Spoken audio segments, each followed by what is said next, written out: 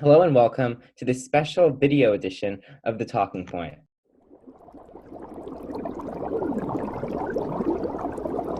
I'm a co-anchor here at The Talking Point, Benjamin Gamson, and I'm joined by community editor of The Boiling Point, Molly Litvak, and editor-in-chief, Jacob Lefkowitz-Brooks.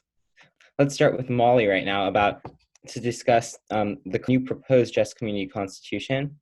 And here's Molly with some information about the Judicial Review Subcommittee. Thank you, Benjamin. So I think the first thing that's definitely important to note is that one of the reasons why this proposed constitution was developed was because the current Just Community Constitution is not fully being followed.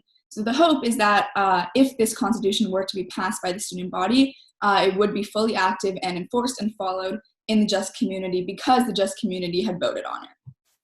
So now diving into the Judicial Review Subcommittee. So one of the cool things about that committee is that it has representation from all parts of the Just Community now with the updated draft. So it has one of the co-chairs of Fairness, one of the co-chairs of SAC, the agenda chair, a faculty elected representative to represent the entire faculty, and then another member is the head of school.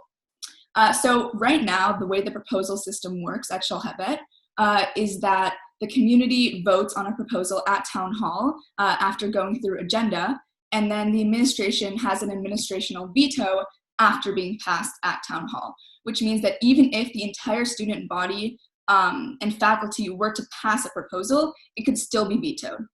So one of the things that the Judicial Review Subcommittee would be doing if the Constitution were to be passed, it would basically be removing that administrational veto to before the proposal were to go to town hall, but it wouldn't be an administrational veto.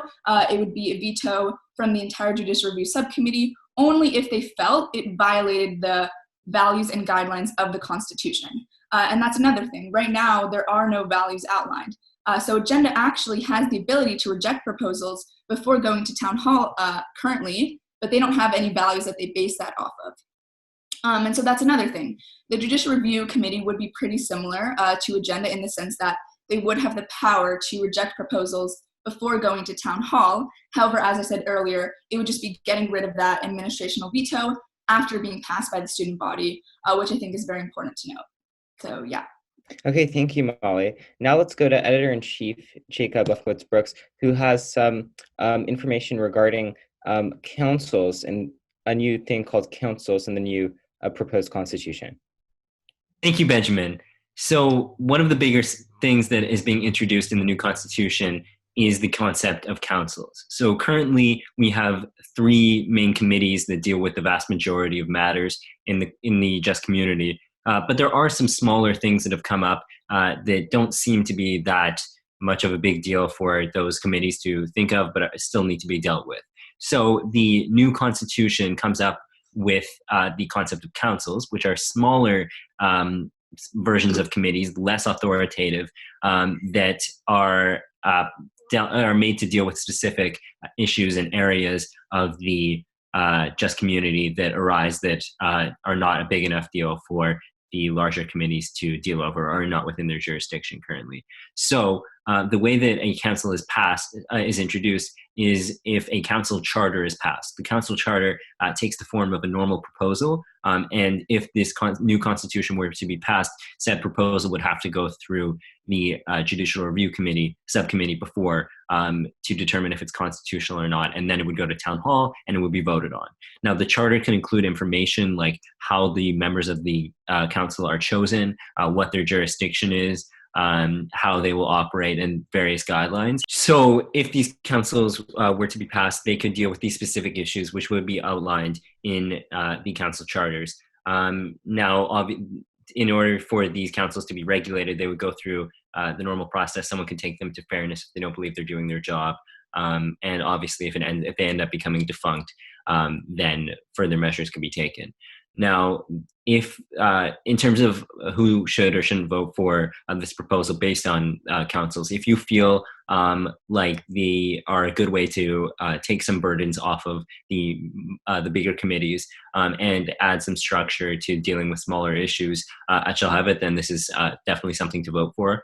But if you feel like this is just adding more committees to what we already have in the Just community, and is not going to be able to be filled because there doesn't seem to be that much enthusiasm in people joining running for Just community positions, as is evidenced by the fact that all juniors who are running for chair positions ran unopposed this year.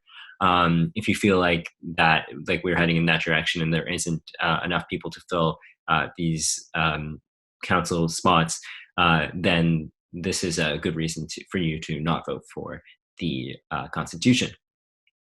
Okay, thank you, Jacob. Also new in this proposed constitution is the changed definition of town hall. In the original constitution, it was strictly for the use of proposals brought forth by the students through that process, going through the agenda committee.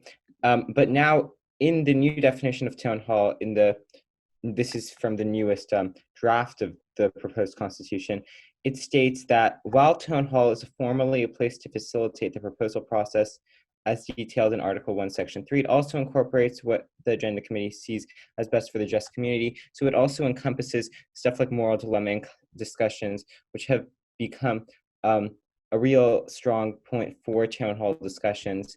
And it really, and they just have the choice to really conduct town hall as best as they choose to. So now let's go back to Molly, who has something to say about the unanimous clause in the Judicial Review Subcommittee. Yeah, thank you, Benjamin.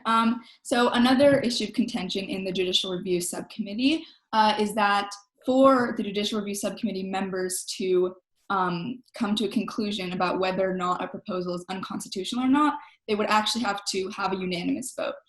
So a lot of people are worried that if the Constitution were to be passed and this subcommittee were to be implemented, that it would be hard for the committee to unanimously decide whether or not something is constitutional or not. And in the case that that would happen, in the case that they wouldn't be able to come to unanimous vote, the proposal would then go to town hall, where students would be able to discuss it, and then it would go back to the Judicial Review Subcommittee. So a lot of people are worried that, again, if the Constitution were to be passed, that this would just create a constant cycle, a continuous cycle of going to town hall, going back to the subcommittee. And I do think that if that's a worry that you might have, that might be a reason to vote against it.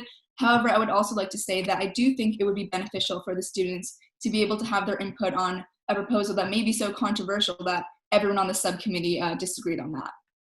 And then another part of the Constitution that I think is important to note is that currently at the school, since, as I said earlier, the Constitution isn't truly being followed to its full extent, there was a case last year where the entire student body was taken to fairness, and there was a closed door meeting about it, meaning that the student body was not invited, nor did they have any knowledge of it happening. And so I spoke to co-fairness chair Evan Rebell before this, and he told me that that was actually unconstitutional because in the Constitution it says that if there was a fairness meeting, that all the parties involved would have to have knowledge of it and would have to be invited. But because the Constitution isn't currently fully followed, that didn't happen, and something unconstitutional happened instead. However, if this Constitution were to be passed, Evan assured me that it would not happen again, because the hope is that the Constitution would be followed and would be fully active in the Just community. So I definitely think that that's a benefit of the Constitution and is a real reason to vote in favor of it. Thank you. Also, something regarding voting and how voting will work, which is tentatively set for Thursday right now. And when BP spoke to David Edwards and Evan Rebell yesterday, we mentioned whether you would need a quorum, which is a certain number of people to be there to have a vote and to be able to pass the Constitution. And they said that they would not need like a minimum amount of people there to be able to pass the Constitution. The other things to point out throughout the Constitution is how the draft of this Constitution, it now gives SAC a place in the Constitution, the Student Activities Committee, and it abolishes the CCC, which was the Constructive Consequences Committee. Those are two other additions throughout the Constitution, throughout the proposed Constitution. So clearly this Constitution has a lot of big changes, the biggest change of which is probably that the hope is that this Constitution would be fully followed in Shalhevet, because as I said earlier, the current one is not active, is not fully active at least. So I think that's definitely important to think about and to consider. And I think there's a lot of great changes in here. I think there's a lot of parts of the Constitution that aim to give more power to the students. So I think that's also interesting to consider and to know. Thank you. Thank you for tuning into the special edition of The Talking Point, and we hope that everyone goes out and votes tomorrow, either for favor or against the Constitution. Thank you and have a good night.